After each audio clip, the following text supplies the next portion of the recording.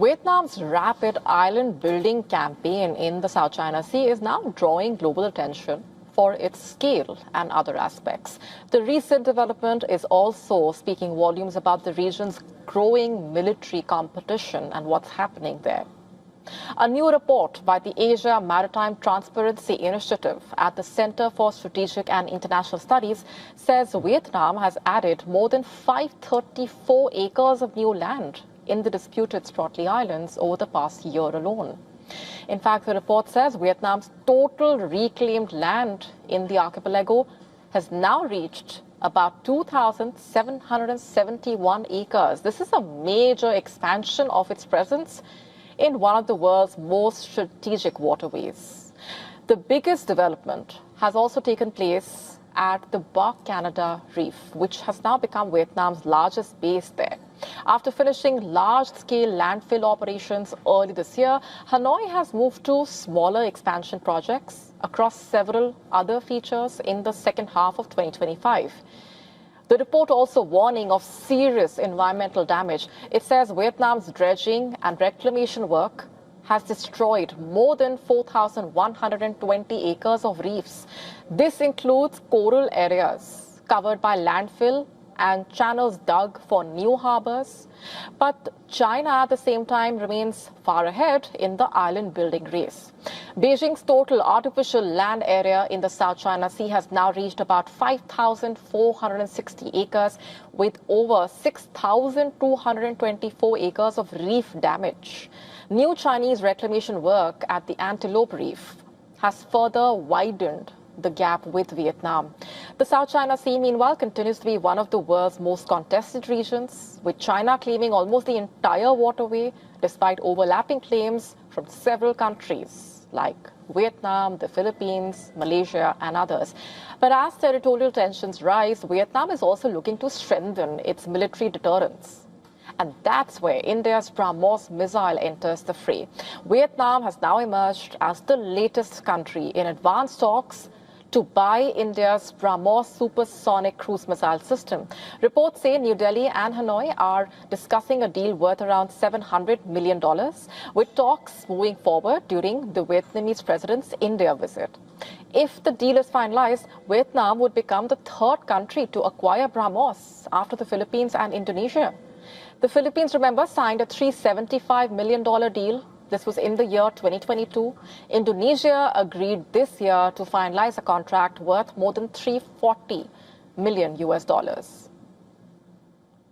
In fact, BrahMos has attracted attention also because of its combination of speed, precision, flexibility.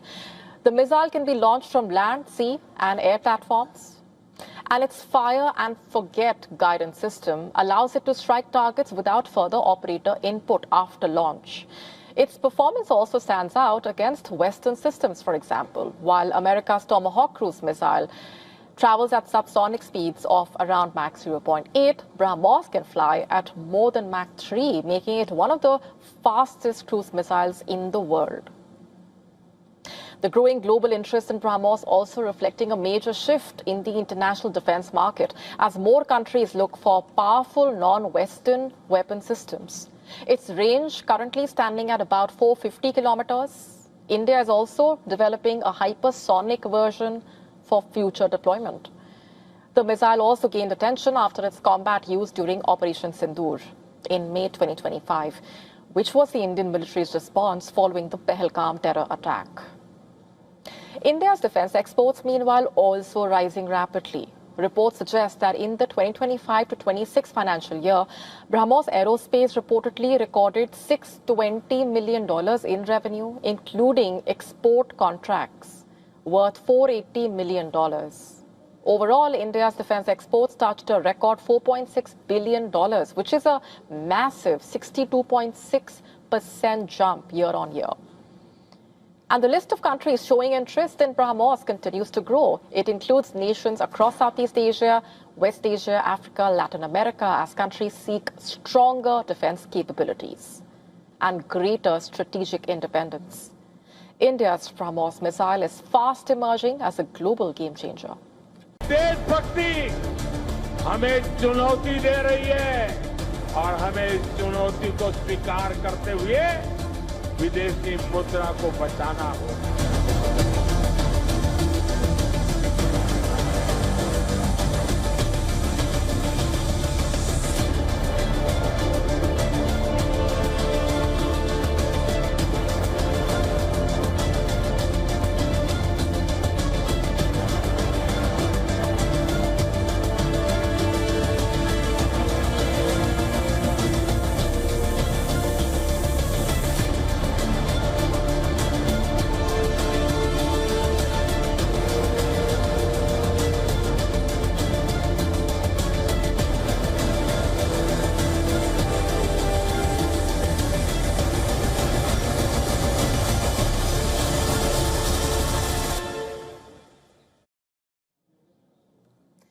As the West Asia crisis threatens energy supplies and pushes import costs higher around the world, Prime Minister Modi delivered a clear message to India's wealthy. Avoid buying gold for a year. Cut foreign holidays.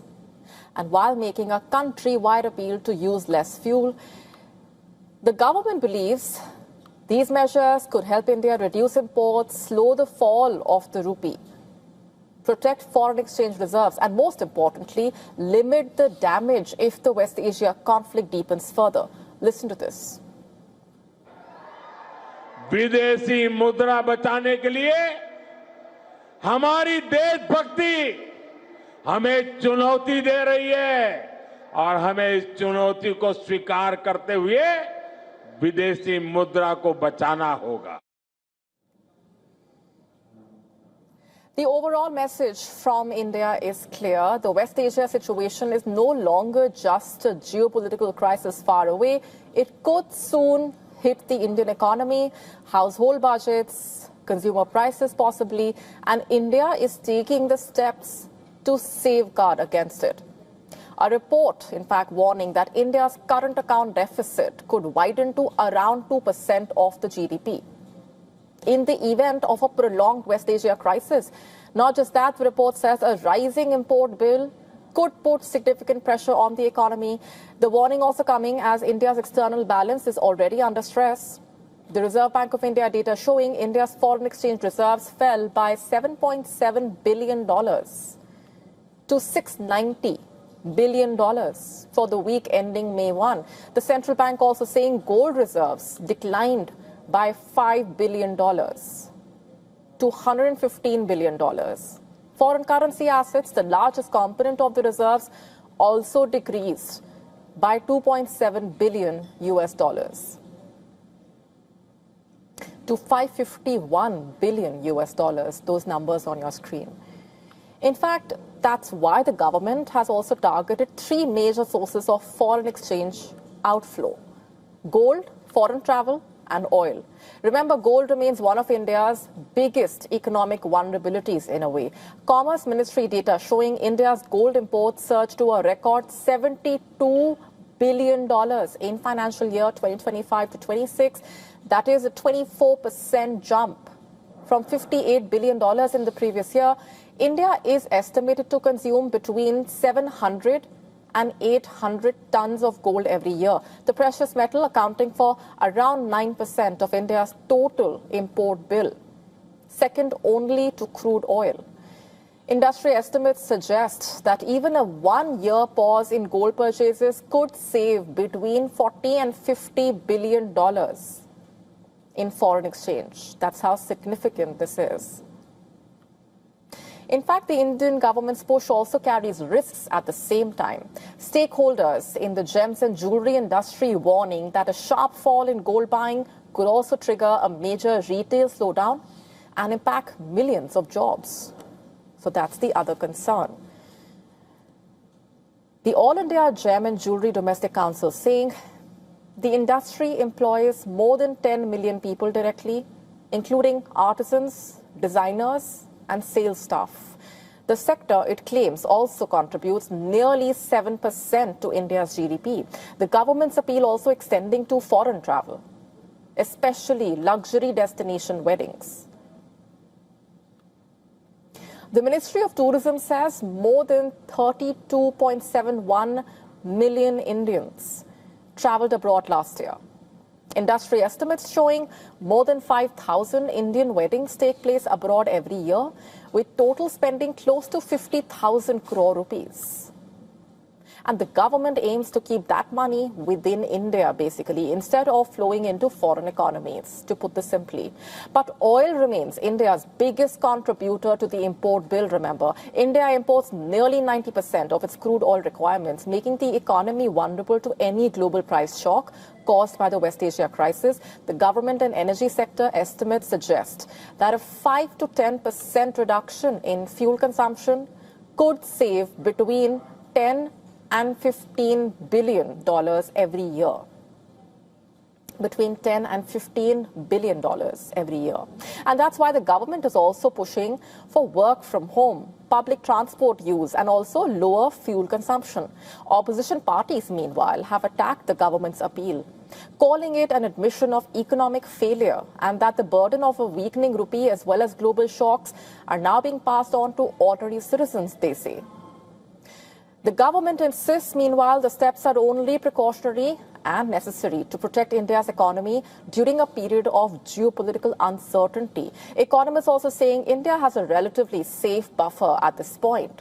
Current foreign exchange reserves would basically provide import cover for more than 10 months. Concerns, they say, would grow if that cover falls below the safety threshold of under 4 months, which could also lead to difficulties in handling sudden spikes in oil or gold prices. And as per experts, prices are expected to further rise across India in the immediate future, driven primarily by the spike in global crude and LNG prices due to West Asia tensions, which could also drive up inflation across India, from petrol and diesel to food, transport, electricity, daily household goods. In a statement, India's government said the country has 60 days of crude oil, 60 days of natural gas, and 45 days of LPG rolling stock.